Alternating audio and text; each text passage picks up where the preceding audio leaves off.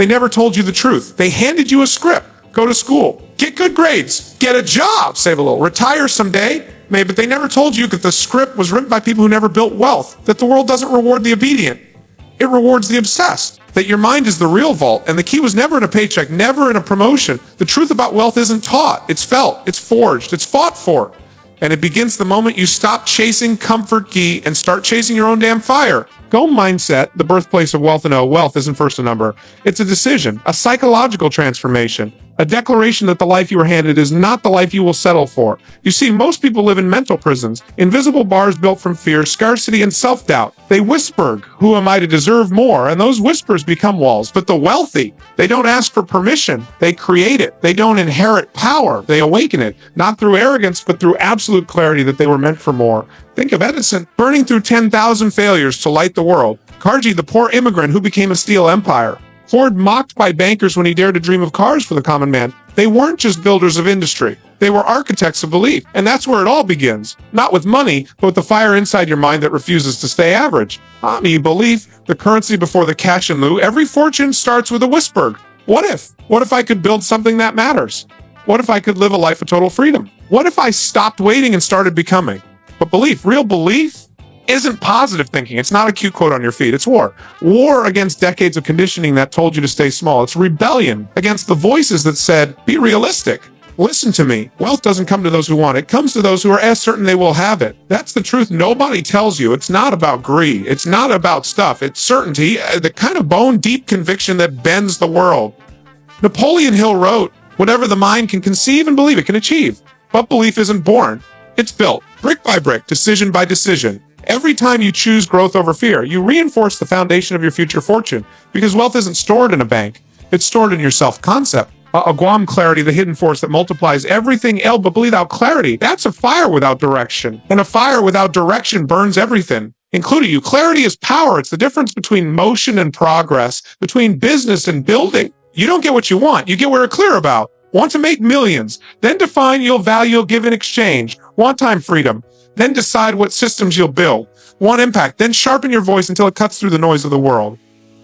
Disney didn't just dream. He saw a kingdom in his mind before a single brick was laid. Steve Jobs didn't chase trends. He imagined the future and pulled it into the present. Clarity gives you the edge. It makes your yeezes sharper and your nose louder, because every moment you spend unclear is a moment wealth walks right past you and into the hands of the one who decided. Vision. Wealth starts where the eyes close. The vision, that's the birthplace of legacy.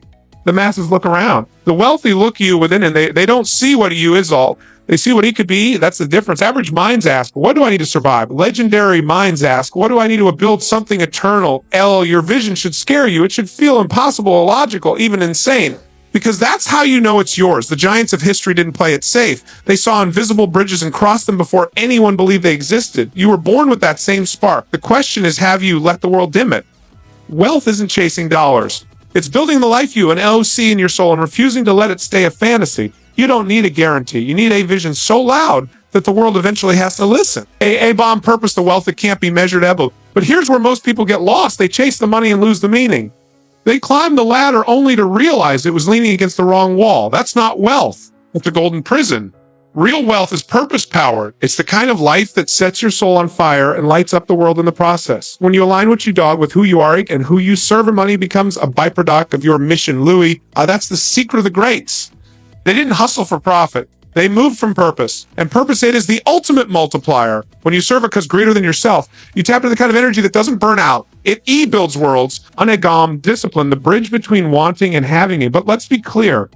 None of this means a damn thing without discipline. Desire is common. Execution is rare. Everyone wants the mountain, but few are willing to take the steps, fall on their face, bleed on the rocks, and keep going. Discipline is what makes belief real. It's the muscle of wealth, forged in routine and sacrifice and silence. You won't always feel motivated. You won't always feel inspired. But if your discipline is deeper than your excuses, nothing can stop you. Proctor once said, discipline is the ability to give yourself a command and follow it.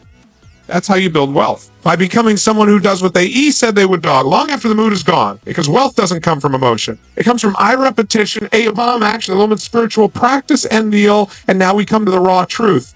None of this matters without action. Not reading, not dreaming, not visualizing, only doing. Action is the alchemy. That's where thought becomes form. It's where potential becomes profit. It's where your future meets your feet. You can't meditate your way to millions. You must move boldly. consistently, without apology. You don't need more information. You need implementation, because in the war between fear and fortune, movement is your weapon. You're not waiting for a sign. You are the sign, and every action you take declares to the universe, I am no longer available for mediocrity. O-bone gratitude, the silent engine of abundance England. Now pause it and listen, because in the pursuit of more, most forget what they already have. And that is the paradox that devers potential. Gratitude is not weakness. Gratitude is power. It is the emotional foundation that makes your abundance sustainable. You see, when you operate from lack, you repel wealth. When you operate from fear, you attract costs. But when you live in gratitude, I already have enough and I'm ready for more. Gratitude doesn't mean settling. It means elevating your standard while honoring your current ground. Think of Lincoln rising from a log cabin with nothing, books and bruises. He wasn't bitter, grateful for the chance to A become E. That's why he rose. Not despite the struggle, but because of it. The wealthiest souls walk with appreciation in their hearts and fire in their eyes. They build not out of desperation, but out of reverence. Gratitude is the frequency of trust, and trust is the fuel of unstoppable momentum. The millionaire's hidden superpower blew the rigid break, the flexible rise. Want to know why most people never wealth? Because they cling to their plan, their pride, their past, while the world moves and morphs around them. Adaptability is the current survival and the gold of innovation. The wealthy don't resist change. They hum it. They lean into chaos, because chaos is where the cracks of opportunity live. Henry Ford revolutionized the world not by holding on to the past, but by inventing a future no one else saw. When the masses resisted the horseless carriage, he adapted. When they mocked his assembly line, he didn't need approval, he needed momentum. You want real wealth? Then stop treating your path like a set of tracks. It's not a straight line. It's a living organism, shifting, bending, growing. You adapt or you expire. You shift or you shatter, because wealth doesn't reward the smartest. It rewards the most resilient.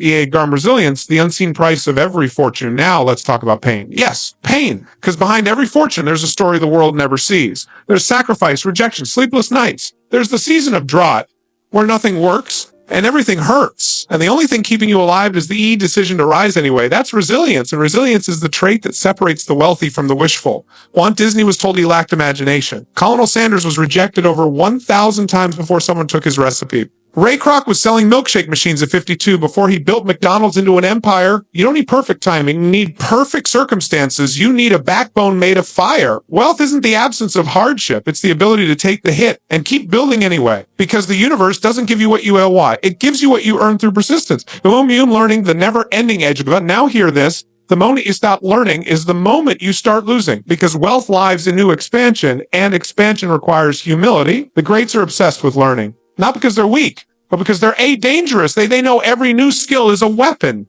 Every new insight is an investment. Every page, every mentor, every experiment adds to their edge. Carnegie surrounded himself with thinkers. Rockefeller studied markets like a scientist. Oprah devoured books like Oxygen. Ignorance is expensive and arrogance is lethal, but knowledge compounds. It multiplies your impact, your decisions, your leverage. So if you want more wealth, don't just hustle harder. I learn sharper. Be the student, you and the strategist. Be humble enough to seek and bold enough to apply. Because a mind that expands will never return to poverty. Able environment, your inner circle determines your ceiling of you. Let's get real. You can't build a millionaire life in a minimum wage mindset environment. Your circle is your mirror. Your conversations shape your convictions. Your proximity is your prophecy. You think Edison could change the world hanging around people who hated failure? You think Carnegie would build steel empires with people who settle for scraps? No.